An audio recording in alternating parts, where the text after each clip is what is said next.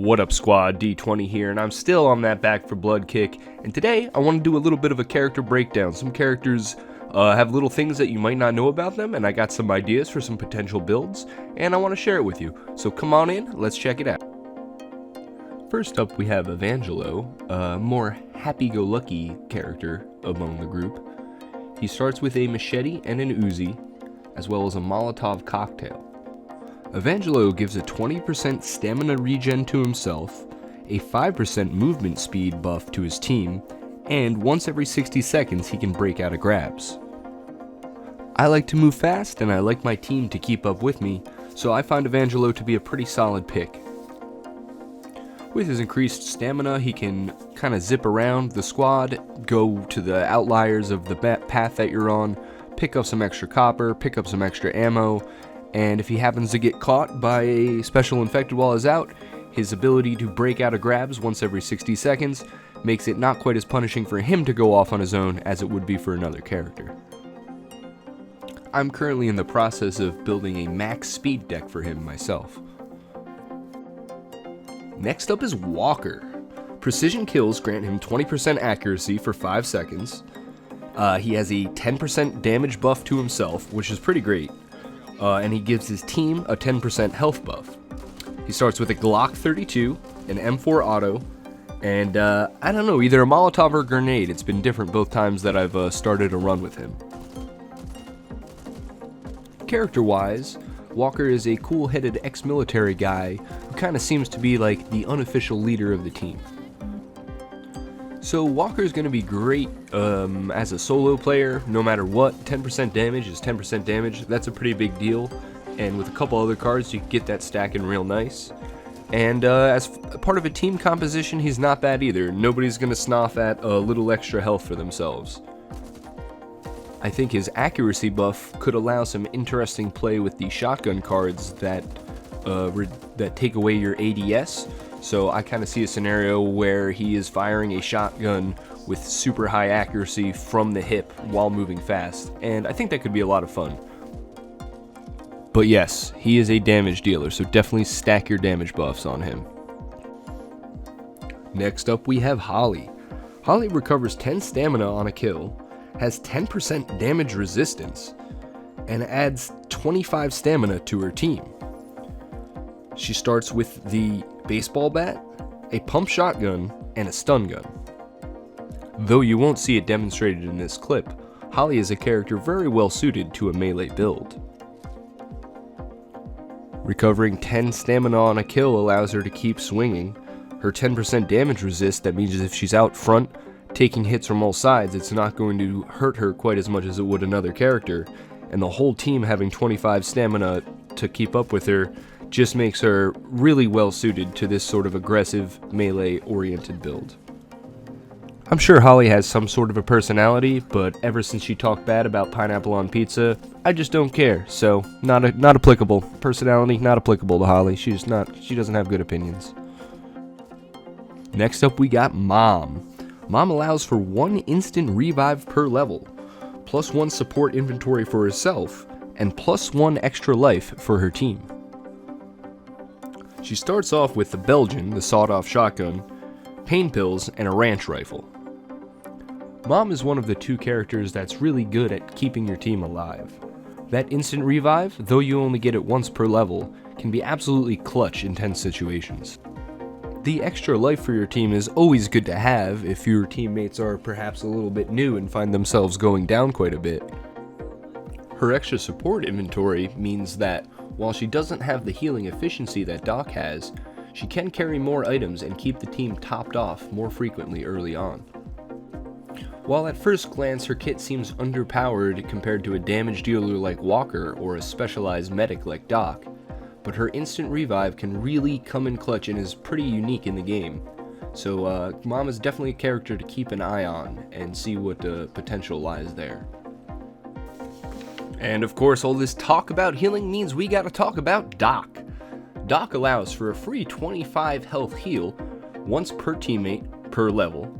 She has 20% healing efficiency for herself and plus 25% team trauma resistance. She starts with a Beretta M9, an MP5, and a bandage. What I like to do with Doc is basically stack cards that increase my healing efficiency like as much as possible, and then get the card that 50% of any healing I do to somebody else is done to myself, and then just run around and keep people topped off as much as possible. I feel like the ability to get in such insane mileage out of heals, in some cases I had a bandage healing almost half a health bar, is definitely the difference between making it and not making it on a lot of close runs.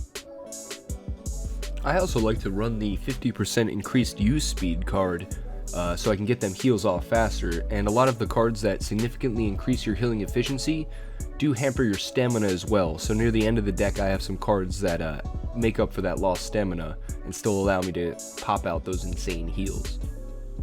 I also have the Smelling Salts card for faster revives, and the card that adds 25% health whenever you revive a teammate. So I feel like Doc as the main healer and, Reser when it's not an emergency, and having a mom on the team to off heal and get that super clutch rev in really tight circumstances is a pretty ideal comp for those really hard levels that you absolutely have to grind out, not enough health to go around, gets real tight. I feel like that could be a powerful combination. As of now, Doc is the character I have played the most of, mostly because I was trying really hard to get an interesting healing build off the ground. Personality-wise, she's a little more interesting than some of the other survivors.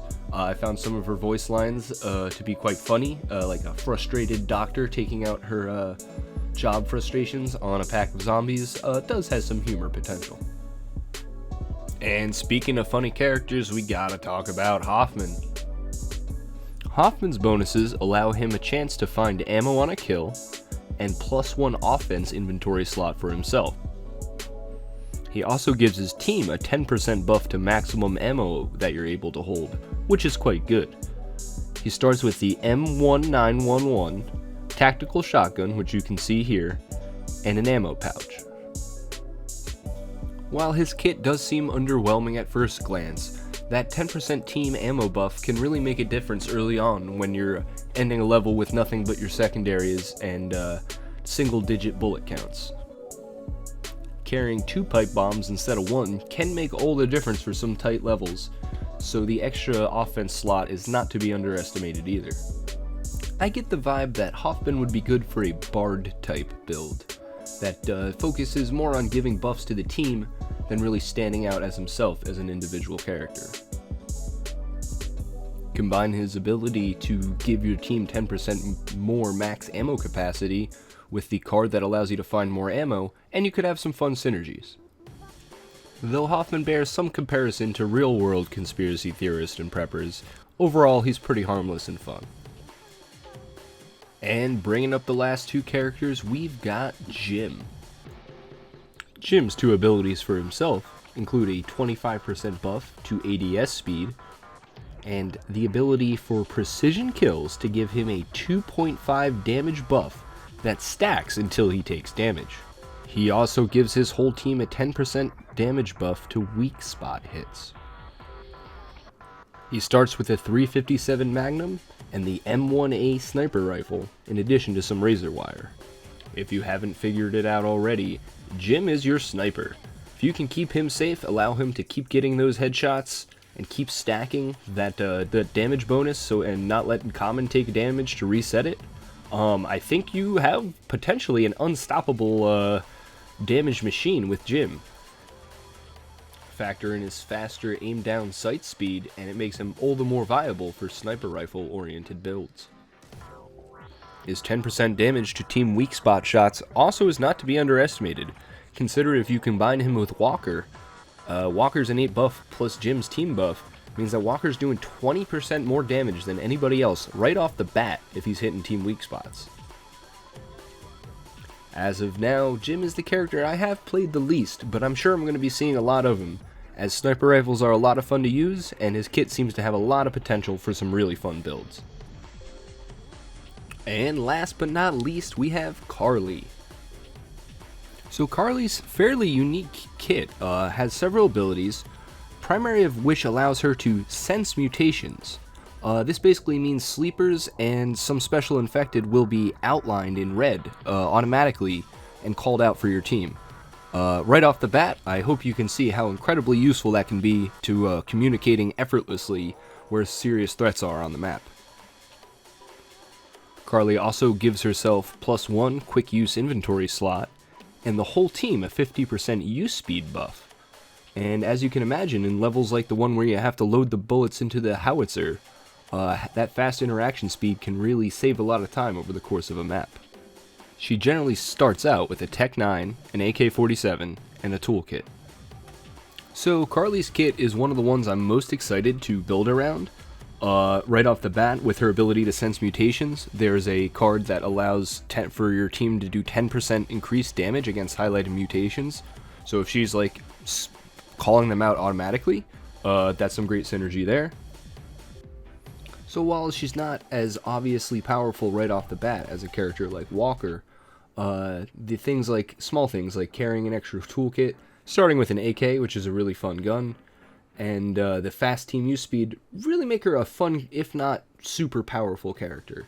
I can see myself trying out a lot of fun, but not necessarily serious builds with this character. And having an extra toolkit just means more loot, and ain't nothing wrong with that. And just a quick note here at the end of the video, wanted to let you know that in order to see the starting kits of each character, I started a new run on solo and just took a quick look at what they started with. Though after reviewing some footage, it seems like it's not always consistent, particularly in regards to the carryables. Walker's throwable was a Molotov one time and a grenade another time, so take all that with a grain of salt. But for now, give yourself a big mystery hand sticking up out of the dirt for making it to the end of my video. I hope you enjoyed the analysis, and there's plenty more to come, so thank you for watching. Have a great day.